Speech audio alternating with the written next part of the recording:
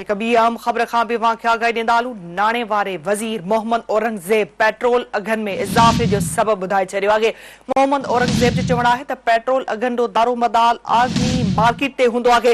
हुन चयो त 15 ॾींहनि दौरान आलमी मार्केट में पेट्रोल $382 फी बैरल महांगो थियो आहे। संदसि चयो त डीज़ल जी क़ीमत में बि $4.30 फी बैरल इज़ाफ़ो थियो आहे। अहम ख़बर खां अवांखे अपडेट कयूं पिया त नाणे वारे वज़ीर मोहम्मद औरंगज़ेब पेट्रोल जे अघनि में इज़ाफ़े जो सबबु ॿुधायो आहे।